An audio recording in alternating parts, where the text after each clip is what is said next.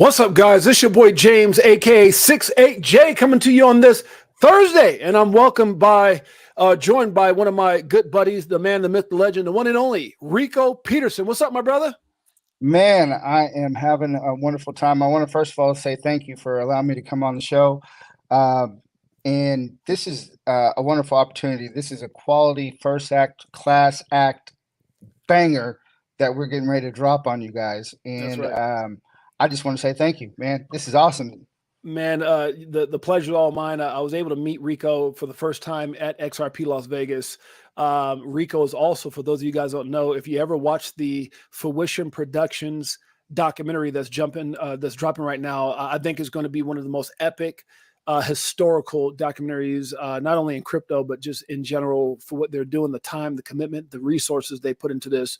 And to be a part of that is just going to be incredible. We're going to talk about that in just a second. Before we get into any of those things, let's talk about who is Rico Peterson, the person prior to crypto. If you don't mind sharing that, my brother. Well, no, I don't mind. First of all, I've been self-employed as a barber. I own a barbershop. Prior to COVID and being unessential, I just invested in stocks. I didn't know what I was doing. You know, somebody'd say something, I'd go ahead and buy something. And after when COVID hit, I just absolutely got my butt kicked. And so I became really just simple. I didn't know what to do. And so I relied on my business. My husband, father, my mother is retired. I take care of her. She has dementia. And so I have a lot of responsibilities. And I just knew I wanted to get somewhere with my investments. And I really paid attention as much as I could, being busy. I'm just like everybody else. I don't have time to sit at a computer all day. I'm just a regular guy. And I just need to put my best foot forward and try to be something else other than working my 9 to 5, which, it's cool to make money, but you're not going to really get that kind of money that you really want unless you go out there and do something more. And I knew I needed something more. So that was just me at that time. I was looking, learning, and I was yearning for something more. I love it. I love it. Let me ask you this: what attracted you to crypto, and when was that? Like the year that happened? Well, when I found out that Bitcoin had went down to $3,000 during COVID, I missed an opportunity. Oh wow! And one of the things that you'll know about me is I didn't buy Bitcoin. I didn't invest in the cell phone. Okay, I missed two big opportunities in my life. And at that time, if you weren't really savvy, it was hard for you to purchase those things. Right. And I just said to myself, I wasn't going to miss anything more. So when I learned that I had missed another opportunity, I began to do my research. And once I did my research, I became actively involved in crypto. It was easy to understand. All I had to do was read. If you can read, you can do this. And ascertain information for a period of time. And then you start recognizing trends and things like that. And that's what I did. And I'm happier today than I was then. So, it's all real. It's all real. I love it. Now that was your initial. Now, was it something you? I don't know if you kind of went over your initial. What exposed you to crypto? But once you got exposed, what led you into the XRP army and other assets that you were excited about? Oh, it was real simple. XRP was the first crypto that I purchased. Okay. I don't want to tell you a dollar amount, but I leaped in because I finally found something that I felt that was doing more than just a meme token or anything like that. It just spoke to me, and it said, "This is the one." And I purchased it. Within a day of me purchasing it, I started getting news flashes from the exchange that saying basically, that the SEC has put a lawsuit on XRP. Oh wow! Within a day. So now that gives you a time frame of when I jumped in. All right.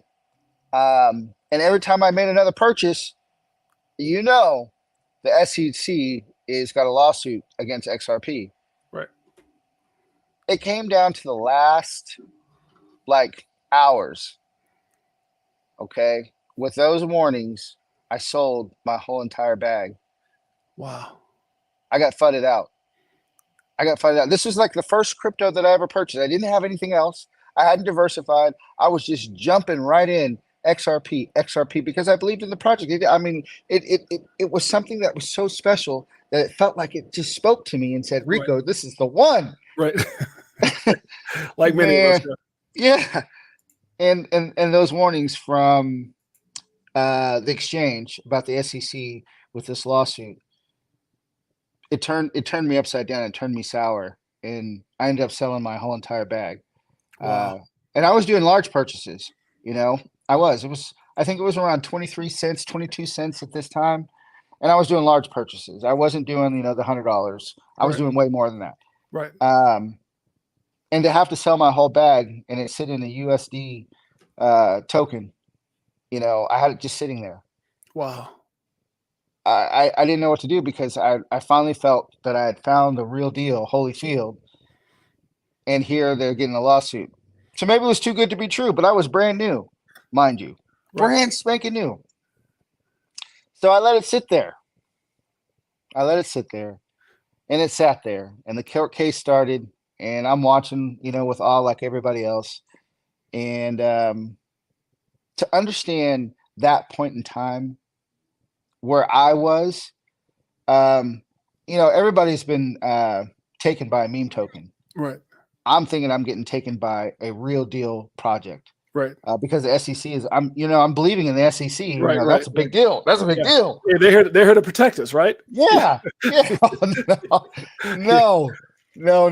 So I actually started doing more research, and I actually started going onto YouTube. I tried to do some things on Facebook, because at the time that was all that I was into. Nobody understood anything. It was like I was talking a foreign language. They didn't even understand what XRP was. Wow. No clue. They still don't, by the way. Right. So I had to find a place where I could get information real time, and YouTube at the time was the real place. And I ran into Coach JV. Coach JV, I think is, he's my personal mentor. I just want to claim that for myself. Yeah, I love that. Yeah. Good guy.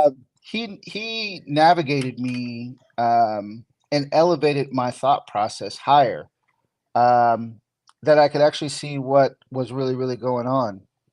And at that time, it was a sprint to find out where I could buy XRP. Now that there were so many people that were just like me, but the people that had been in probably since 2017 were all telling everybody, "Hey, bro, y'all just got flooded out. Right. You didn't fell for the trickery. Right. You should have held on to your bag. Yeah. It doesn't matter what the price goes down to. Yeah. Hold on to your bag." Right. And so I felt bamboozled at that point. But that in all honesty, that's scary, Rico, to get in this asset. You did some research on it. You're excited. And to find out that the only crypto asset at the time that the SEC is attacking in that manner is a crypto you believed in. That's scary, man. I'm not gonna lie to you. It's very scary. Yeah. But to find out that, there was a lot more to this SEC thing is where I was leading into. Yeah. That's why I felt bamboozled. Me and Gary Gensler need a boxing match. No, because look, you're pretty big. You see all these guys like Jake Paul fighting Floyd Mayweather, and now he's fighting Mike Tyson. I think he's fought somebody else in the UFC.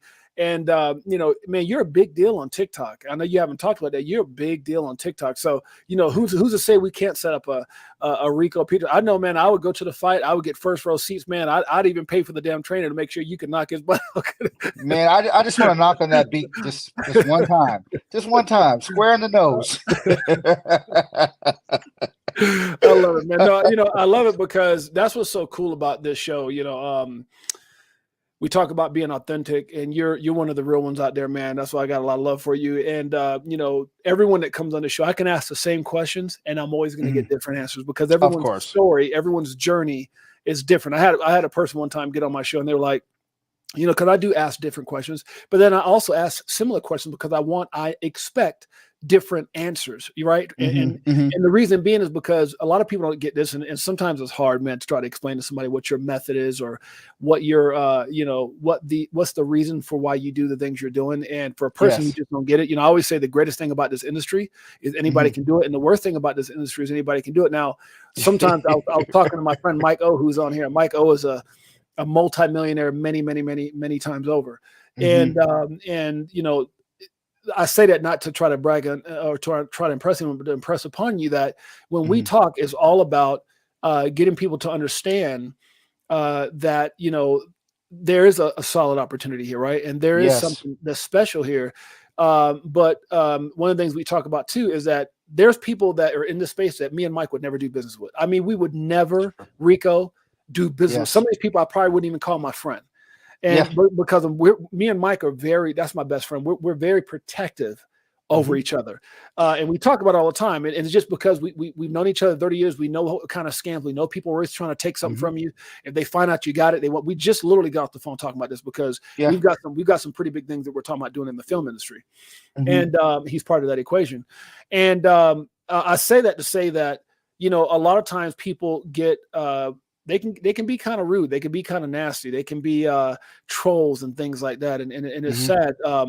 And I say all that because, that comes with the space, and you have to kind of understand that not everybody's going to be a great student. Everyone, even when it makes sense, Rico, they're going to talk down on it. Exactly. they're gonna, even if, it used to bother me. Why don't people see Ripple for what it is, or XRP? But look, man, there's a time in our lives, many years ago, that people saw this guy walking across the land, man, and he was actually physically there. His name was Jesus, and they still stoned him. So no matter what it is, man, and I don't speak religious, and I just brought it up as an example that people, no matter what it is, will always find a reason to be negative or horrific in their way. So I don't say that to be mean. I say that to the point of just bringing up that point. And that is, boss, go ahead. A lot of people just don't get it. Yeah, they don't get it. They you can give them the books, and all they will do is eat the corners. Okay, that's a fact. Yeah. And as a matter of fact, I just did a video on TikTok while I was in Vegas. I did a bunch of coverage over XRP 2024. I was there. Yeah. And there was negative Nancy's and Karens, grown ass men Karens, just doing their thing. Jeez. And I showed them that, I don't know if it's an age thing. I'm 53. Okay. I've happened to see these changes over and over and over. They all have the same pattern. And to me, XRP is a part of that change. Okay. We'll get into that a little bit later. Yeah. But you learn how to pick a winner based upon what you've seen in your life. That's when you're talking negative and you're negative Nancy on a project, I can just I thank you for who you are. I'm really, really positive in nature. I'm not negative. Somebody can teach me something, so I'm also a sponge. Right. I don't have to know everything. That's right. What I do have to do is get ahead. And thus far, I've been really, really blessed and lucky in my life to do that. So when I see these comments, I'm just like you. I know I don't need it. I can go my whole life trying to beat up everybody that's ignorant, right? and not even put a dent in it. Right. Okay, I won't. Yeah, well said. So well said. I really just try to stay with like-minded people. That's right. You're one of those people. Thank you, sir. You understand what's going on. And the one thing about the XRP army is that it's got a lot of genres in it. You have a spiritual, you have a tech side, you have the people that just believe in the project, but that also means you have people that really don't like it, but hold a bag of XRP. Yeah. Okay. They don't like it for whatever reason, because the price doesn't move or it doesn't do this or it doesn't do enough for them. That's right. I can't resonate with all of them. Right. Okay. I don't want to. Right. What I would like to do is be happy, talk about XRP in a way that people can understand, that a monkey can understand.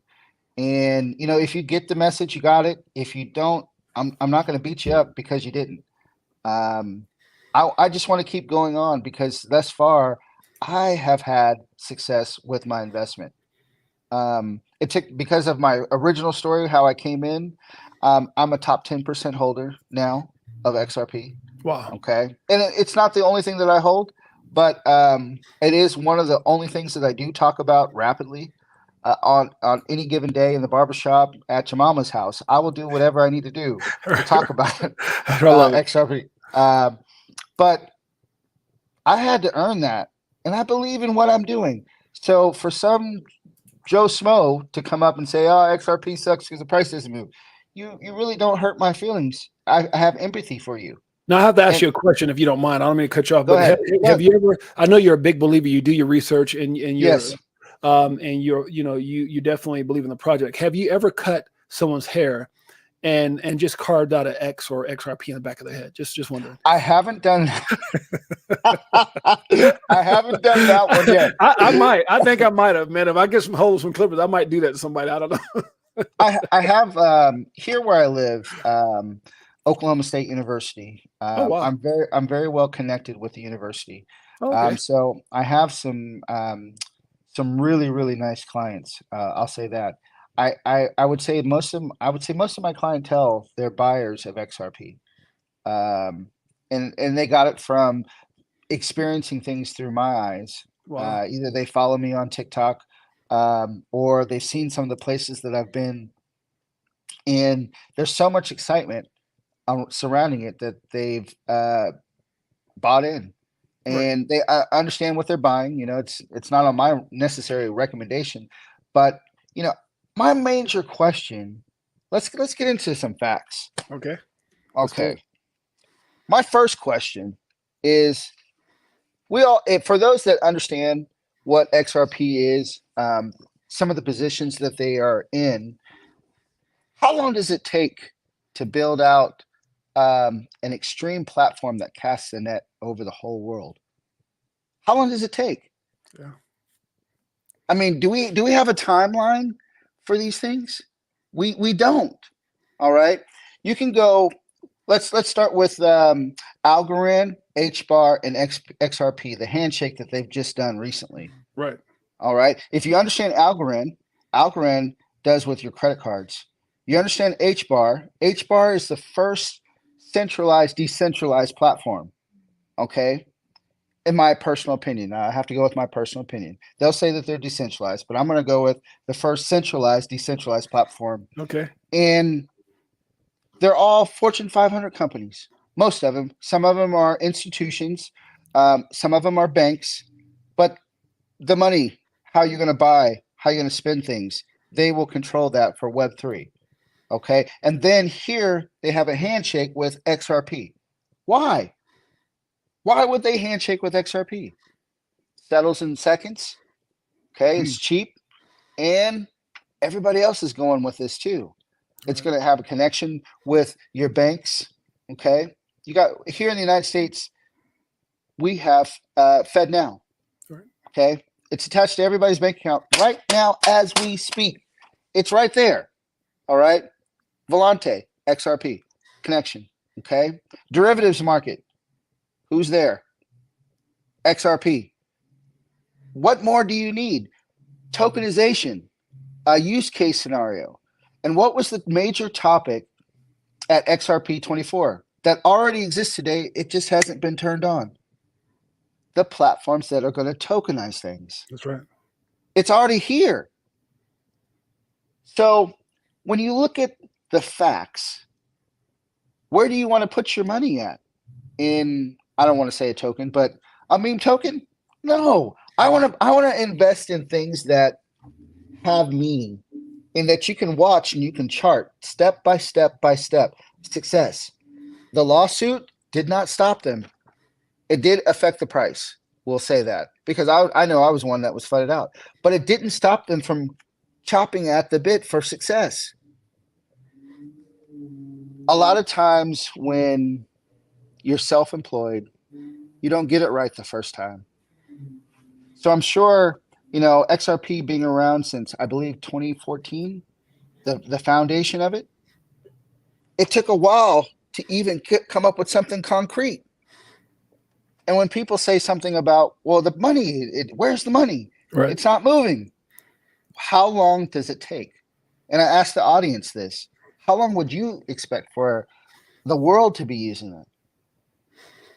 It's hard. It's a hard road. But Right. if you're an investor, okay, you're an investor. You invested your money to see success later on down the road. You didn't expect immediate success. That's not an investor. Yeah. An investor will wait a period of time, a long period of time, Yeah. until the results they received because they believed in a project. Let me add a little value to what you just said.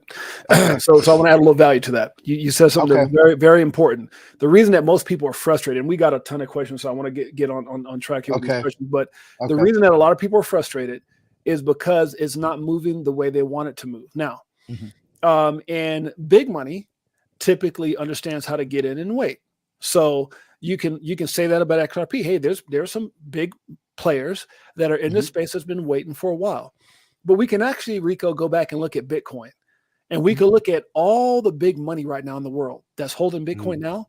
Wasn't holding it in 08, in 09, in 10, not in 12 or 13, not in 14 and 15. As a matter of fact, most of the big money came in because if you heard Michael Saylor early on, he said most big money won't come in until it can hold and maintain $20,000. If you look at Michael Saylor or MicroStrategy's average Bitcoin holding, as far as what it cost them, I think it was like $28,000 average. 28,000 average. They didn't get. It's not that they didn't see it at 1,000. It's not that they didn't see it at 100. Or what about where's XRP at right now? It's not like they didn't see the thing called Bitcoin at 51 cents, but they weren't willing to get in and wait. What they did is they did what most people couldn't, and that is jump in on a level, understanding now. Oh wow, now I get it. My question is, how many institutions will do the same thing when they see XRP at $100 or when they see XRP at 1,000, because they'll be like, wait a minute, we needed it to hold and maintain $100 or $1,000. My question is, because so many people, I'm gonna add to your question, so many people sit back and go, I shoulda, coulda, woulda. Oh, I'd have got in at 8 cents or 9 cents or 1,300 for $1, all this kind of stuff. Well, no, you wouldn't. And if you would have got in pre $1, you'd have probably sold at 10, like most people would rip on XRP.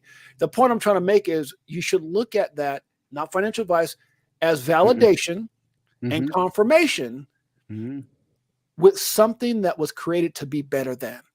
So instead of letting it happen again, because Rico, XRP was created to be better than.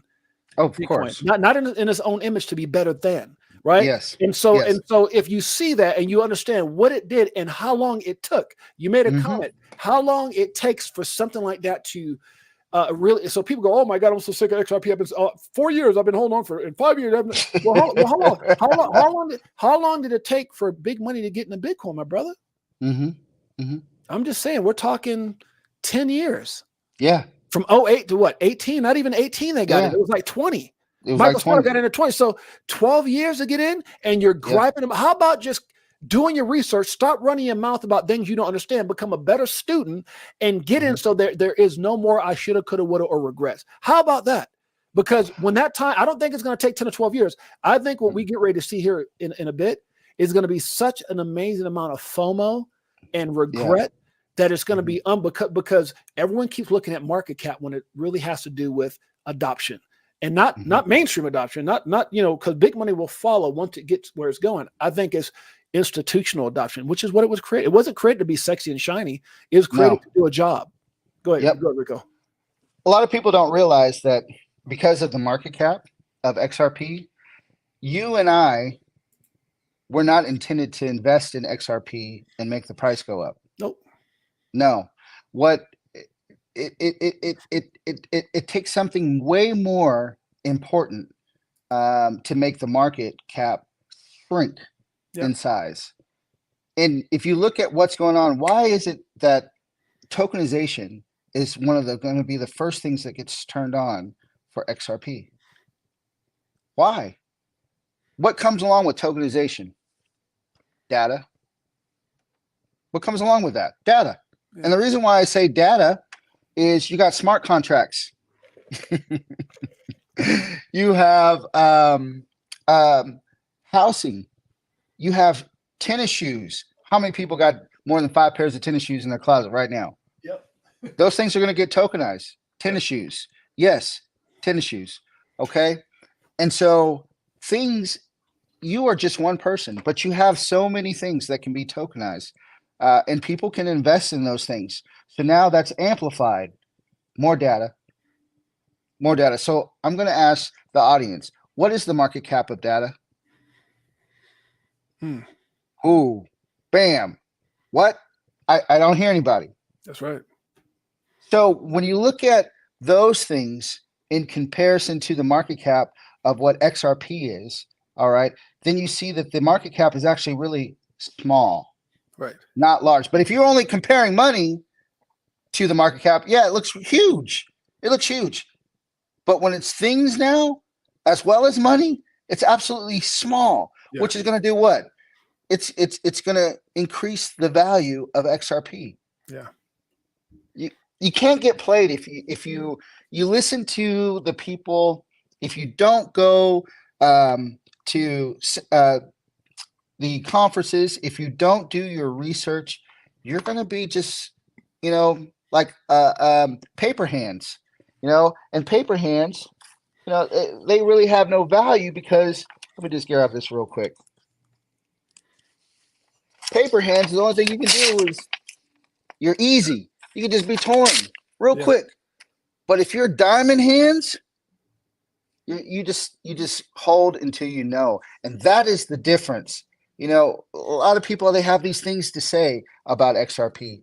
I don't know one thing that XRP has done wrong other than, probably what they're looking at right now for the ending of this trial. Okay. But you got to jump in somewhere. Yeah. You do. You got to jump in somewhere. Yeah, I think one of the things that's important for people to understand is, it's kind of like when I was coming up. You hear the story of John Deaton, which was my next question. But being poor, being on welfare, being from the projects, all those things, and I just started asking myself why. Like go somewhere and I see a nice car. Well, why wasn't that us, Mom? Or why was it? Whatever the case may be.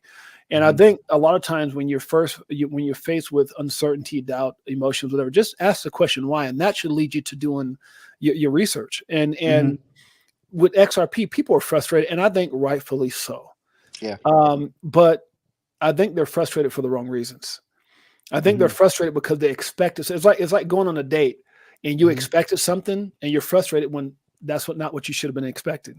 And so people want fast, and fast doesn't last. And so when you look at the opportunity itself, just start looking at the things that surround it. Like why? Here's a good question. Why, when everything else, when the market crashed from 68 to 15,000, when the whole FTX thing, why did a lot of companies leave the U.S.? Why did some of these exchanges get forced out of the U.S.? Why did CEOs run? Why were banks collapsing? Why were people letting go and firing and cutting off, some of them even more than half the people that they were hired, they had employed? But why during that time, this company that's being sued by the SEC, why did they inquire? Why did they continuously grow and expand and bring up some of the most brilliant minds, these incredible acquisitions? And if you want to go further than that, why were they sued in the first place? So I mean, it's like if it's a joke, and so if you go back and you start digging for information, you'll find the truth. But the truth is not always the answer you're looking for, because I don't think people always want the truth. They just want an end result. They don't really care about the truth. They just want something. Well, somebody got in the bunk and put in $67 and made $2 million. But for every story that's like that, there's tens of thousands of people that get wrecked. Tens of thousands of people that lose everything. And so, that's how we have to look at this. In order for somebody to get rich, somebody had to go broke somewhere. And I'm not talking about all the way down to the ground broke. Yeah. But somebody had to give money and lose money in order for you to get rich. It's just the way that it is. Exactly. Let's get into which I know you might have met this gentleman at XRP Las Vegas 2024, John Deaton. What he means to this industry. What does he mean to? I would say XRP, but I think that's really a bad way to put it. How about crypto as a whole? Because he fights for anyone, any company that's being that does not getting the justice it deserves, whether it's Coinbase, whether it's Library, whether it's Debt, whatever it is. If he can come out and show up for whoever it is, he stands for justice. So what does it mean to you to see John Deaton running for Senate and what does it mean to crypto as a whole? It's absolutely wonderful that John Deaton, first of all, he's not only just a attorney, but he's been battling some of the biggest battles in crypto, either standing alongside, giving his professionalism, or being involved in one of the biggest crypto cases ever in history. And so just him being an attorney that understands the ins and outs of crypto, why it's so necessary. I think that's the biggest voice that we have on the Hill. You know, you have a bunch of senators speculating what crypto really is. They Right. they get secondhand information. This guy is on the ground floor fighting for us. That's right. And so when it comes to crypto in a whole, and him being in the Senate, who not better would you want to direct and give that kind of perfect pitch, the perfect inflection, a perfect example for what crypto really is. Right. We all know that crypto answers a lot of these questions, and we all go outside. We know it's very expensive when we go outside. On average, it costs us $50 just to drive down the street. Yeah. It's $600 for a basket of groceries. I mean, aren't you guys tired of that? That's right. Somebody needs to get into the game and steer this ship in the right direction for clarity. That's right. And so I think he's most valuable to the Senate. Why not have him? He's definitely earned his way thus far. Yeah, I agree with you wholeheartedly. We also talked about, well, before we can get to that, let's talk about the fact that you got into the space. Your story is just so amazing. You got frustrated. You got fudded out, if you will. I didn't get frustrated. I got fudded out. You got fudded out, and by a system that's set up to protect the people. You know, I had Ripple Van Winkle on early, and he was talking about how when Gary Gensler got the job, people were excited because Gary was a crypto guy. He was someone who was very brilliant in the crypto space. He talked about Algorand. He talked about Ripple. And all of a sudden he got in and was converted, and all of a sudden became the new puppet for the U.S. government, I think is what it is. I call him the Pinocchio. I would actually put a name to it, Elizabeth Warren, but you know, No. Well, I mean, I would say that she's the puppet master and he's the puppet. Yes. Yeah. And to carry out what it is that she wanted to implement as far as this Operation Choke Point 2.0 and many of the other things that were done against Ripple, crypto as a whole. You got, Coinbase, you got DebtBox, you got Library, there's many others. Right. But what do you feel as far as Ripple, the company, when you see some of the things I talked about? They didn't run, they stuck around, they spent over $100 million. They're full of integrity. Yeah, Brad doesn't get angry. He doesn't get shaken. He never sacrifices integrity for growth. He never says things out of character. And even when no one embraced us, Rico, as a community, and again, I'm very well diverse. There's a lot, Algo, HBAR, there's a lot of projects, even some smaller, because I believe in the 70-20-10, my 70-20-10, I've got some VRAs and some SHX and some things like that. But we're talking about specifically XRP. And I say that because sometimes people think we're Maxims and we're not. But at the end of the day, no one was there to fight for XRP community. When I believe Ripple Van Winkle said, as soon as it was dropped, the SEC lawsuit, within 20 days, they were delisting XRP everywhere. And now all of a sudden everybody wants to sing kumbaya and we are the world and let's lock arms because they're going after these other assets. And Brad Garlinghouse still stands strong and says, look, I don't want anything bad to happen to anyone else. I don't think they're going to be able to take Ethereum down or show this secure. I mean, he's just first class all the way. I want you to talk about Ripple and why you feel it's a real stand-up company. I think the professionalism that's been shown from Ripple, Brad Garlinghouse, is the utmost top tier quality. To be able to withstand everybody talking, your product's junk, and you're a thief, and all this other stuff, and to come out as a prime example of how to live your life so that others may follow. Right. It's extremely difficult. The SEC, and I go through my battles with this. Okay. So everybody please just deal with me for just a little bit. The lawsuit coming from the SEC, first of all, with the way that it started, with the speech, was absolutely horrible because everybody knows XRP is not a security. That's number one. There are probably some more prime examples of cryptos that could have been a security, but they've been really, really pretty clean through this whole process. But Brad, being the spokesperson for Ripple, he kept everything simple. He didn't try to exacerbate or extend on anything as the reason why he felt the way he felt. But he did say, I don't want this to happen for other companies. And there does need to be some type of crypto clarity, and that we are going to stand up and we're going to fight. First of all, they have the money. That's number one. All right. That does make a difference. Number two, the fact that he spent it on a lawsuit to protect the integrity of the company. What more do you need to say out of that? There's not much more to say. Right. So that's what part of that is how I got back into the picture my damn self.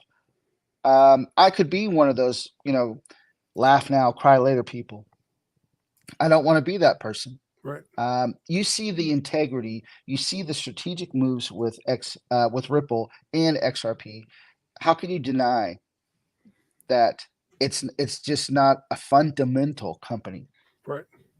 So I don't know. A lot of people just can't see that. I don't know why. Yeah. But they've given top tier examples of why they need to be better than Bitcoin. Not to say that they are better than Bitcoin. I'm not hoping for that, but they were built to do more. Absolutely.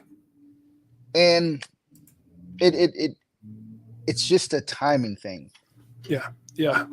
So I agree with you wholeheartedly. Let's talk about this incredible documentary. We got mutual friends, Chris and Maya. I love them. Oh man, amazing people, incredible vision, first class all the way. They didn't take any shortcuts in this film, and they put their own money up, and they took the good with the bad, or the bad with the good, however you want to say it, by coming out the shadows and doing something of this magnitude. I mean, it's a huge project. And they spared no cost. So talk about what Fruition Productions documentary means to you, XRP Unleashed, also covering the ETHGate scandal. And how were you even a part of that? How did they find you? How did that whole relationship come to fruition, I guess? I want to say that the relationship between Maya and myself just happened organically. We started showing. I just started showing up in different places, talking, and she would happen to be there, or she would be talking, and I would happen to be there, and a friendship, just spun up. We started talking outside of TikTok, Right. and we'd give each other's heads ups on projects, and the relationship, it just organically occurred into something that was so solid. Granted that she was also friends with a lot of the other people that I associate myself with in TikTok land too.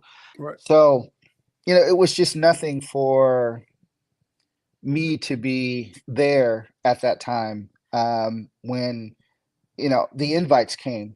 And I was very appreciative of the invite to go ahead and speak and lend my voice to Fruition Productions, the XRP Unleashed, and it was awesome. I don't know how to explain like that kind of feeling, and to be so honored because it really humbled me. It didn't make me have a big head. I was in front of Chris. I'm thinking this Chris is like Batman. He's got all the toys. I mean, they had me hooked up to so many apparatuses. You can see me in the film. I'm trying to sit as all this nice and astute. It accomplished a bucket list for me. Yeah. To be there, and they are like family now. Yeah. They're not friends. That's the wonderful thing about getting up here and being in one of these boxes. You meet people that you're going to have lifelong friendships with. That's right. Yes, they have spent their own money, but I think the most important thing is they were spot on by doing this film in the first place. Yeah. they've covered it from every aspect, every angle that you can cover it on. Yeah. And I'm just like, you know, blessed to be a part of that. Because me, even though I'm on the influencer side, I just feel like I'm a regular person. You know, Yeah. I don't want to consider myself an influencer. Yeah. Not yet. Maybe one day, you know, I'll aspire to be that. But I don't want to influence anybody to buy. I want you to go by your emotion. I want you to go by your gut feeling. They took me because maybe my story, how it is so different than maybe everybody else's story. Yeah. And they put that as a catalyst on their film. I'm the one that is in awe. They were doing what they were supposed to be doing and being on that mission. If you've done anything in your life, it's all about that feeling. And they went after it. And I'm so very, very happy. I'm so very proud of them because it wasn't an easy journey, but Yeah. they are getting it done. They are getting it done. And there's some really, I don't want to go too much into it, but you guys are going to be in for a surprise. Like, that's all I can tell you. There's some really, really powerful people that Yeah. are involved in this film. And, you know, people, they speculate. They say, you know, this person's not going to be in there or that person's not going to be there. Well, I can't tell you everything that I know. All I can tell you is this is going to be a banger. You guys are going to be like, your jaws are going to drop. It's just going to drop. And the fact that they cover ETHGate, it's telling the truth. I see this years from now, being at the high school level, you know, and they're going to roll out episodes of XRP Unleashed, educating people on how crypto came, you know, their current financial system in the future, how it came to play, and their documentary is going to be used. Yeah, I agree with you. Yeah, I agree with you wholeheartedly. We got Maya in the chat right now. Shouts out to Maya from Fruition Productions. She came in, said hello. Shouts out to Graham Glam. Said my two brothers that are here. She's also in the documentary. Shouts out to the whole Crypto4Life family. I appreciate all you guys. Scotty J. We get some shouts out. Edward Baraki. We got Rashad in the house. We've got again Graham Glam, XRP Nelson, my beautiful queen Jeanette, Marcus M, Marvin Davis, Bullish Big D. Crypto OG. I like giving people Crypto OG. I met him there too. One heck of a guy, man. Michelle is in the house. Kenny G. I love giving people recognition. Again, Maya and Anthony Wen and all you guys that are here. Can't mention everybody, but no, it's definitely a special project. And we met because I did an interview with them. I was interviewing the biggest names, and how could you not cover what they're doing when you're talking about this amazing community, the journey, truth, justice, and doing things for the right reasons. So I was able to interview them, immediately became friends with Maya and Chris. I created Ladies Night, which we do every Friday, 5 p.m. Pacific Standard Time, 8 p.m. Eastern Standard Time, based off a lot of the women that I met through Maya, like Graham Glam, like Optimistic Prime, and others, and Maya herself. So that's what started the friendship. And then I was just inspired by their vision, by their heart, by them going after all the most brilliant minds, which is really what I was doing. And I was very fortunate to be able to connect them with certain people. And then they asked me, and I kind of want to show this because this is a big deal. Back at XRP Las Vegas 2024, like a day or two before, they asked me to be in the documentary. So I got a pretty good, let's see if I can actually find it. I got a pretty good amount of time. We'll see how much they actually use, but this is a post that they did the other day. Fruition Productions has added some great interviews since the release that's been on YouTube. They've added some great names. They've got Joe Katz. I believe Joe Katz actually went on right after I did. They have XRP Cafe. They got I Trust Capital. Uphold has been added. Mickle, and also yours truly, your boy James, aka 68JS. They put right here. 68J. So I'm very, very excited about, and now my goal and the way that I treat family. You know, a lot of times, you know, people. I'm a big believer in you give and take, or if you give, I'm going to try to give back and do the same, if not more. And so my goal and my drive and mission is to try to help them get this on some of the biggest platforms. And so I've been able to connect them to some people, and I will continue to do that until they get to the goal that they want. I think they're gonna get there. No, I they're mean, gonna get. They're gonna, yeah, they're gonna yeah. get there for sure. And we're working on some really big names and some really big connection from actors to directors that I put them in front of. And so I'm very happy and very fortunate and blessed that I have those connections in my life to be able to connect those guys to that. Let's move into as we're about 45 minutes right now, almost 500 people watching live on X and on YouTube. Let's move into your thoughts on the SEC right now. Why do you think?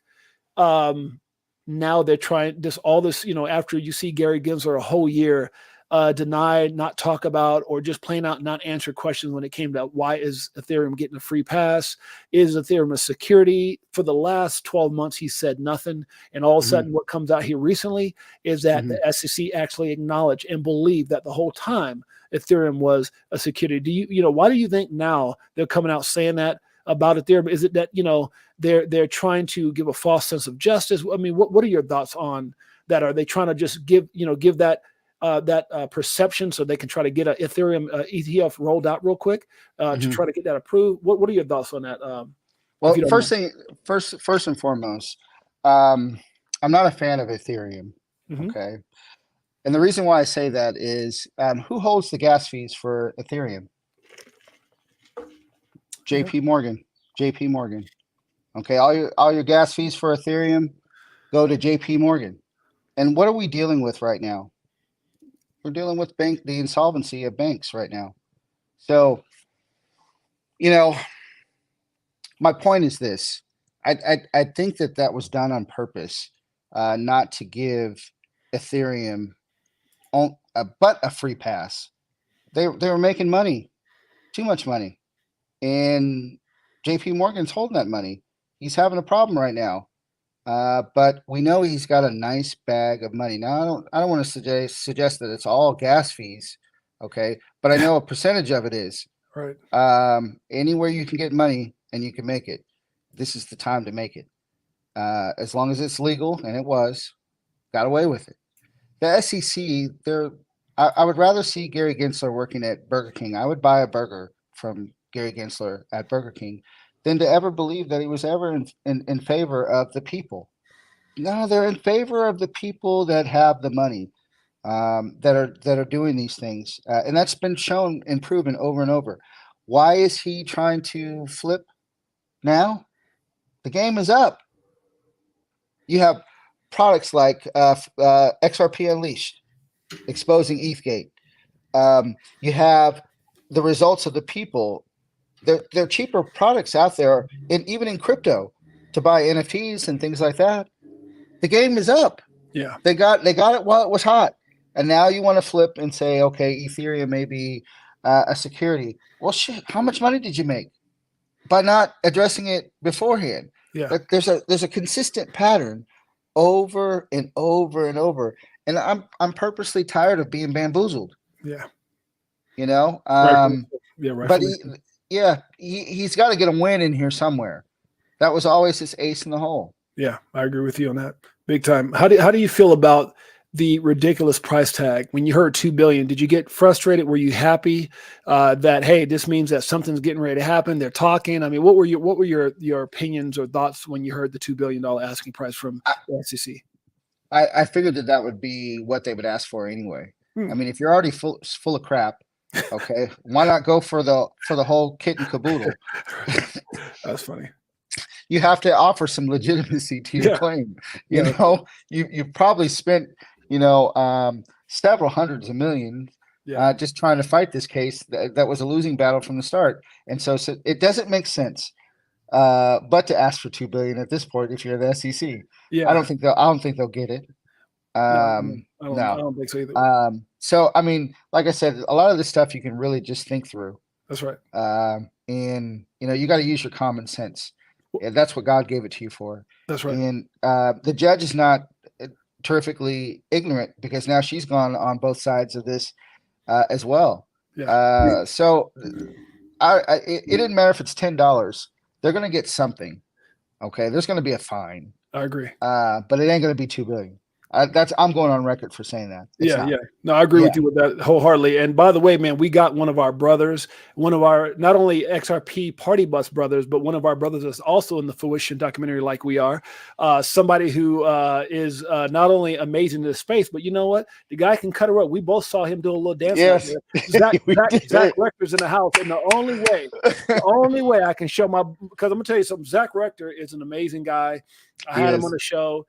He's done everything he can to talk highly on the show and just say a lot of positive things and been so supportive in my journey that I've got to be able to pay him homage. And so for all you guys that are out there right now, for my man Rico Peterson, for Zach Rector, to my Fruition family, Crypto4Life family, but specifically for Zach Rector, you know what, guys? This is for you, Zach Rector. Let's see you down for a bit. Does it like it is. Got them switching gears in Ferrari with the tens. On some bullet shit. Stop crying, start buying, getting bags. I ain't lying. Money multiplying. Call it rocket science. I'm so tired of this crypto control. You already know. Basically letting money go. Spilling in the dough as you see gets exposed. Tomorrow's the day we gon' blow. That's for Zach Rector. See, I told him next time I see him, I was going to do something special. He didn't know it was going to be a little music. I was hoping he's in his chair right now, rocking out. He showed some of his dance skills when we're at, what was that place? Cat's Meow or something like that? Yes. So, shouts out. We had a lot of, just if you don't mind, say a couple words about Zach Rector, if you will. Just an incredible guy. I met Zach personally last year at the XRP 2023.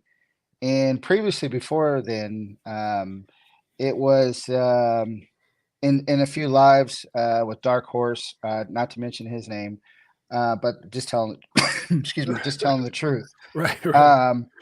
But I had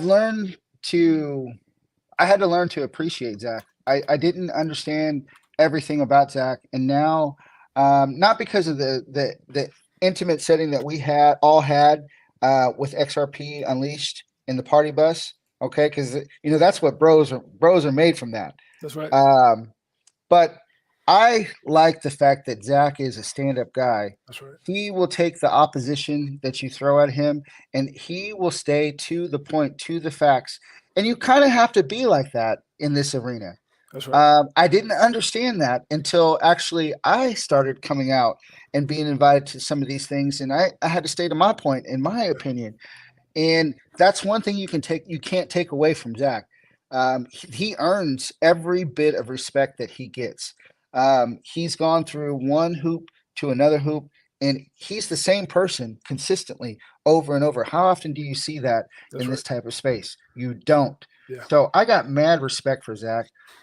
He's got probably the biggest feet I've ever seen in my life. That's a joke between me and Zach, but no. And it's funny, but yeah, he's just a class act, over and over and over, and it's a proven track record of being that same person, and that's what I can respect. Yeah, make sure you guys follow my brother Zach Rector at Zach Rector 7. Incredible guy, and I love what he said. What stays on the bus, what happens on the bus stays on the bus, right? And no, but it's so funny because there were some things that had happened that night. We went to this was like a Swedish or like what kind of bar? German bar where you take shots. If you take a shot, they get to spank you. I'm not going to say who got spanked, even though I got some videos of you guys. And I know. Just in case no, let me stop. I got some videos on Rico. Let me stop. But but no, it's one of those things where a lot of people got to Cat's Meow. When they said Cat's Meow, it actually put me in a little bit of a funk, I have to admit, because when we got there, I was in a little bit of a fog because the week prior to the event, my good buddy who used to host at that place, I just attended his funeral online. So he had just passed away. So when they said Cast Me Out, I was like, oh my God, all places that had to be there. But when we used to live here before, we would bring friends in and we would go hang out with JB at the Cast Me Out. So when everybody else was partying, I was good, but I was a little bit sad at the same time. So I went and talked to the manager. We were kind of reminiscing on JB. But other than that, it was fun. It was a lot of fun. And I had a great time with Zach, his wife, and everybody else that was on the bus. We had Mikkel, his girlfriend, who else was it? Echo. Graham Glam was there. Chris and Maya. Molly was there. Molly Elmore. Yeah. Yeah. We had also the guy that won the raffle. He was there. Him and his wife or daughter, or something like that. Yeah. Yeah. We had a really pretty solid. I would say that was the icing on the cake for XRP 2024. Oh man. Yeah, that was the icing on the cake. The level of quality that consistently is shown from Maya and Chris. It shows up in their film. It shows up when they party. It shows up just you talking to them. They're once again, it's that consistency over and over and over. You can't go wrong with people like that. They're solid people. They do solid things and they go hard in the paint on everything. That's right. So, I agree with that. Yeah. And for those of you guys that don't know, do me a huge favor. Go over and follow my brother at Rico Peterson 3. Rico is just getting his X started because he's been just a TikToker. Big TikToker. I'm talking about like a legend in TikTok. Crazy followers, amazing presence. You and Echo are very big deals over there, for what I understand. But go Echo is the man. Yeah, go over. Go ahead, buddy. I'm sorry. I actually want to send a shout out to my boy Echo. I don't know if he's in here, but if it wasn't for Echo, and this is a big deal. This is a very big statement. If you guys ever try to get me to admit this outside of this arena, I won't. So I'm getting ready to drop a bomb on you. Only here. But if it wasn't for Echo, I wouldn't be having these important conversations. I met Echo on TikTok. It was interesting. He was in a little mind challenge. I believe it was with Dark Horse, and I kept typing the answers. You know, I'm just a regular person, just typing the answers. And he started using some of those answers. And next thing you know, a couple of days later, I was in Echo's live and he remembered who I was and he invited me up. That's my brother, bro. That is my friend to the end. And if you guys really want to know who we are, okay, and 68J, you know, he's now been adopted into the family. All you have to do is show up where we show up or be interactive on their platforms. Right.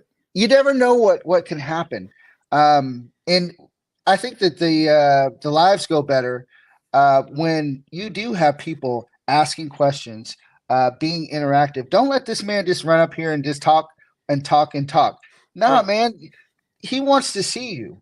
And people don't understand that if they don't come up in a box. They think that you're just there just to get all the little good information. No, we want you to talk to us, you know, interact with us. If we're on one subject and you want to know about another subject, ask the dang question. Right.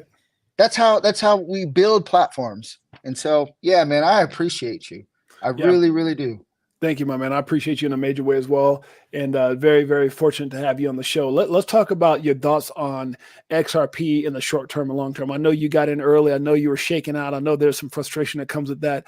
But just as a person who's done your research, your due diligence, who also is connecting the dots. Now, we've talked about that, like where we see things are going, we're kind of coming out the swamp as many people are entering in the swamp. The thing that seemed like a travesty in the beginning is now kind of showing itself to be maybe one of the biggest blessings, that now we're having that clarity, or we will get that that justice that many people are just trying to figure out now. And I know probably a lot of people don't see it that way, but I think our time is coming. Yes. Where do you see XRP, without giving any type of financial advice? We're not financial advisors. No. In the short term versus the long term, where are your let's say ideas for that price? I'm gonna shoot from 2025 to 2027. Okay. I'll give you those parameters. Okay. And I know 2027 is not a bull run year. All right. For 2025, I'm going to go with between 3 and 15.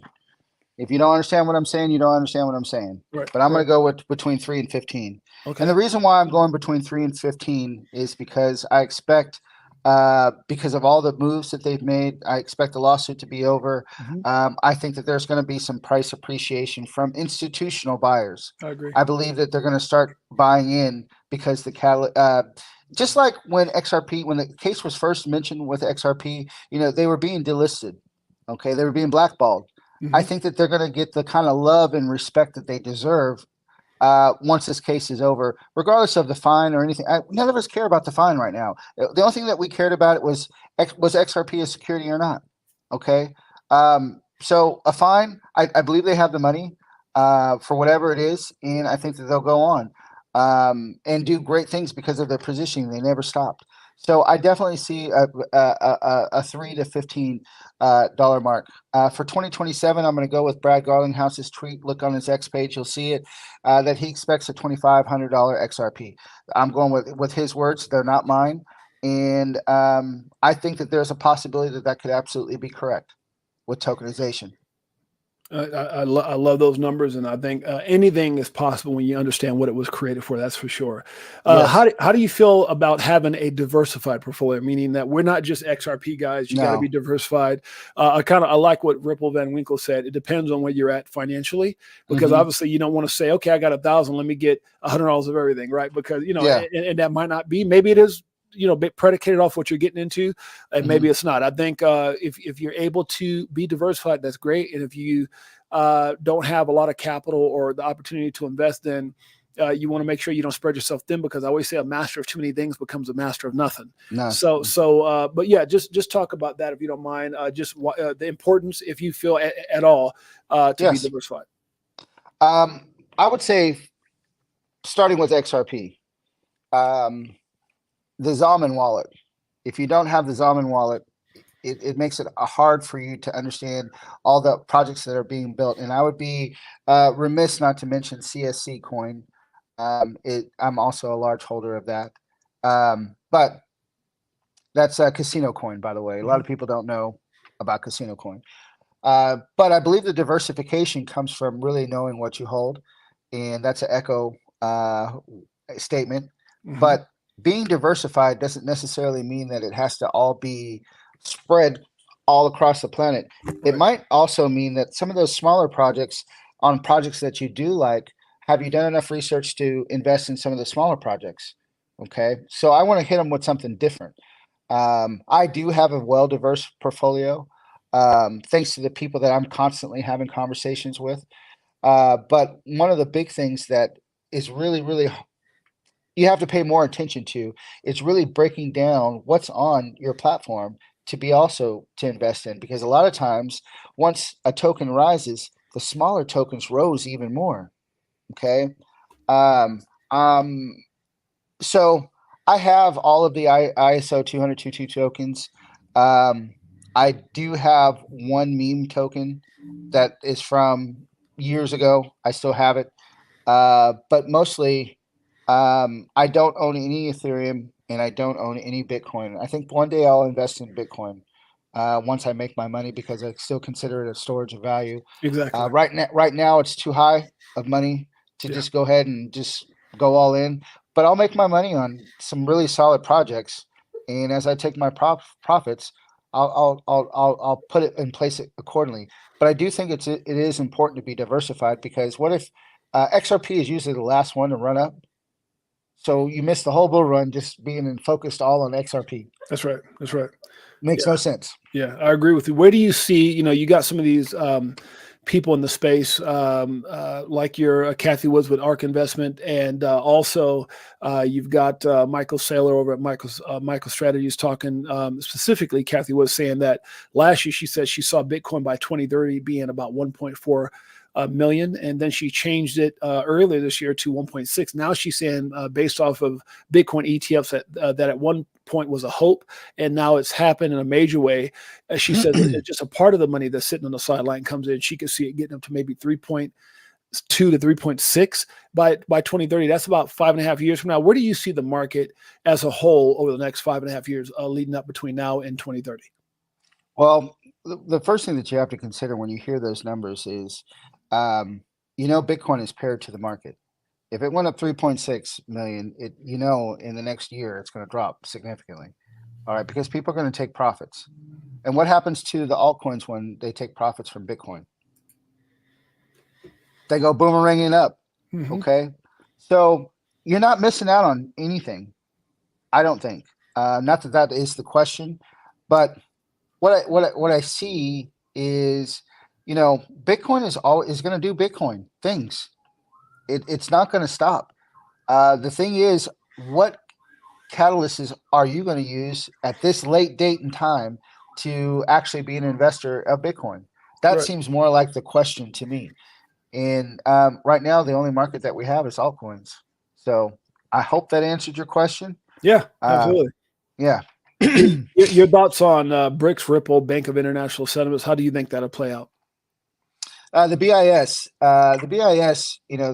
they're looking to monitor this sector, all of crypto. And there's going to be some game winners. If you look at the BIS reports, XRP is mentioned and Ripple are mentioned several times. So BRICS doesn't scare me. I think we're all working together anyway. It seems like, when Xi Jinping came here to America a few months back, and he had his meeting with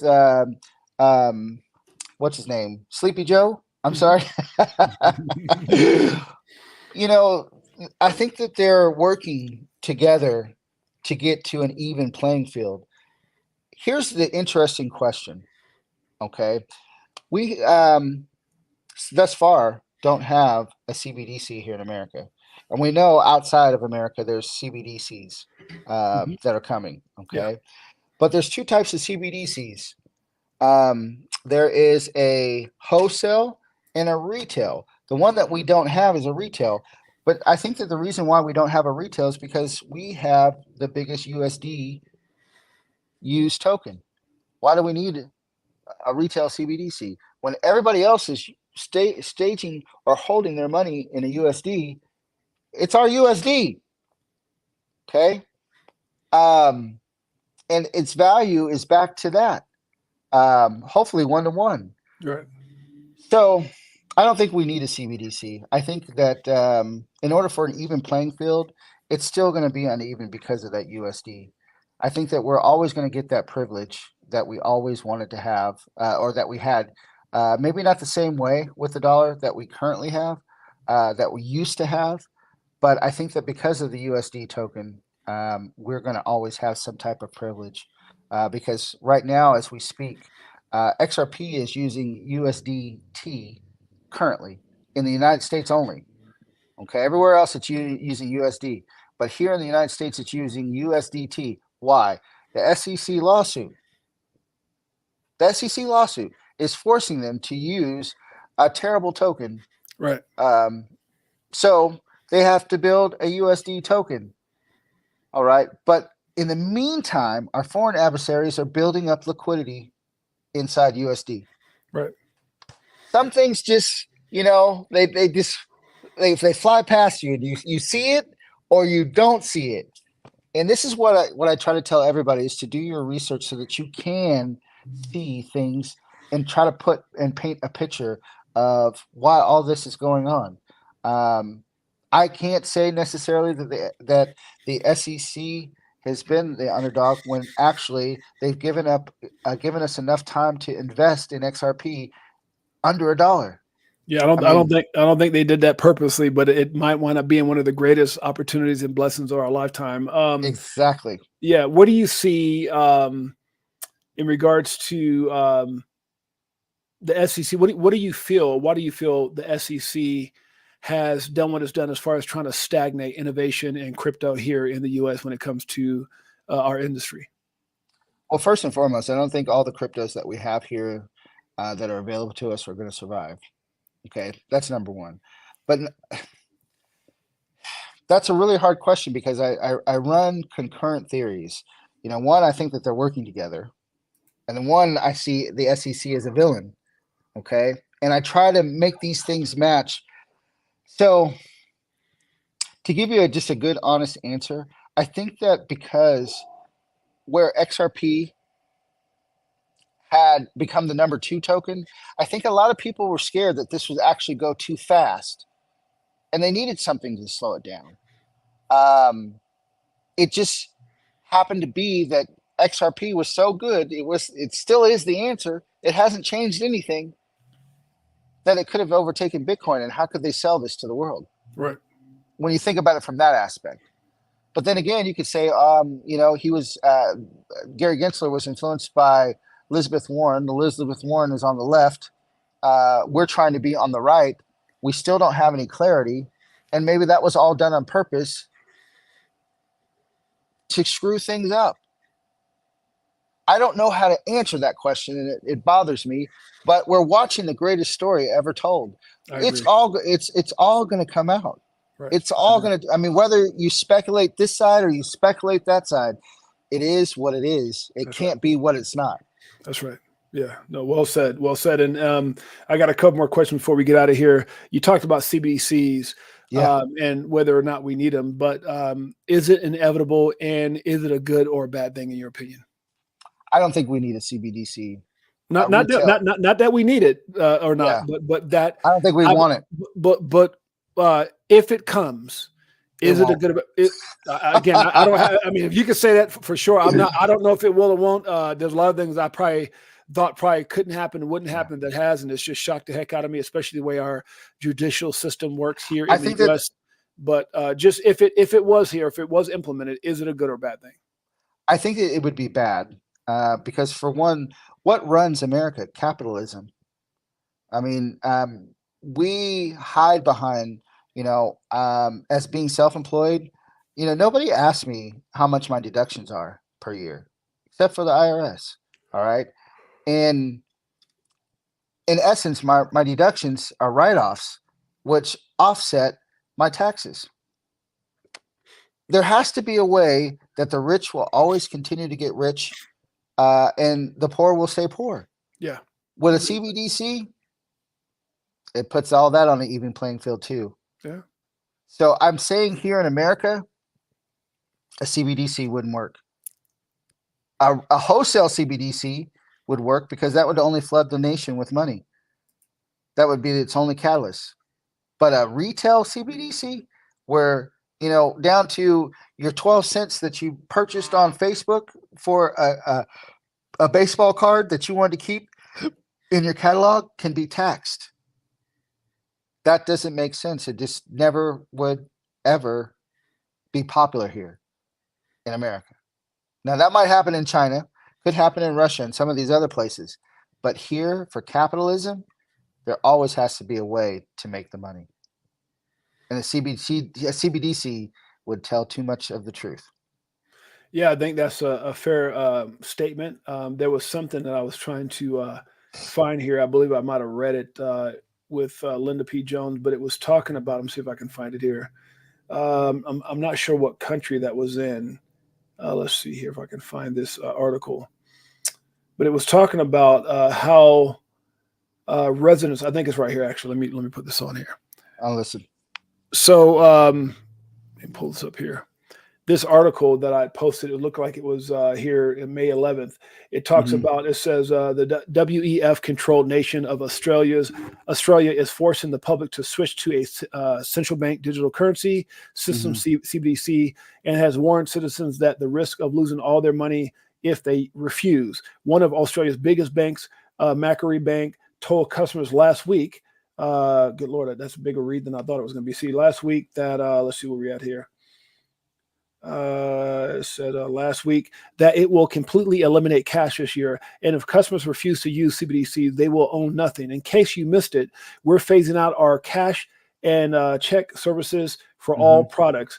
To prepare for, this change, you'll need to start transacting digitally.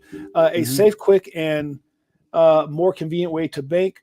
We're moving our cash and check facilities in a phased approach. It says the bank says customers will no longer be able to access a list of over-the-counter services at Marquee's physical locations, nor deposit or collect checks or order new checkbooks. Once the changes have rolled out, Marquee customers will only be able to withdraw paper money from their accounts using ATMs owned by rival banks, and withdrawals capped at $2,000 per day, which is kind of that's AUD, which is kind of weird because I think here it's like $500 a day. But the headline is Australia's biggest bank bans cash, forces customers to adopt CBDCs or lose everything. What are your thoughts on that? I think that they're trying to stifle innovation and keep you poor. If you have seed money to something bigger, you don't have to borrow from the bank. But if I keep you shelled and blocked in that you never get your seed money, then I never get to expect. So the people that do have the money, they get to bring the innovation. They're killing, they're killing the middle class that's a for sure shotgun right there. You're either poor or you're rich. Yeah.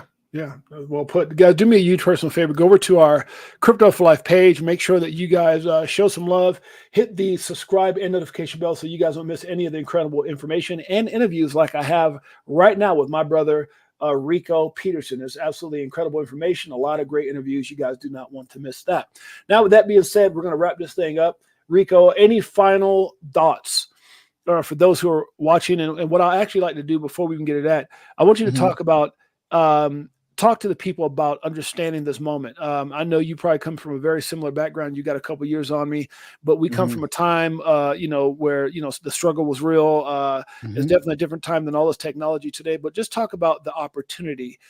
If you can sum it up, we're just over an hour and 15 minutes now, so we can sum this up in a way of just saying, appreciating this moment, understanding this moment, and embracing this moment, and not to, like Raw Powell says, F this up, right? To get it right and to recognize opportunity. What would you say to people watching, if you could say that to the almost 600 people watching live now on X and on YouTube?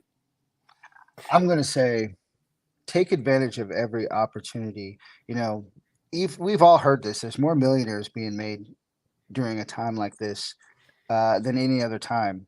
Yep. And I challenge every one of you to do something, shit or get off the pot. Excuse me for cussing on your platform. No, you're good. No, you're good. No, you're good. Shit you're good. or get off the pot. You got to do something. And if you don't do anything, you make sure that you earned that bit of something, okay? Because nothing is still something. You might as well do something that's going to propel your family.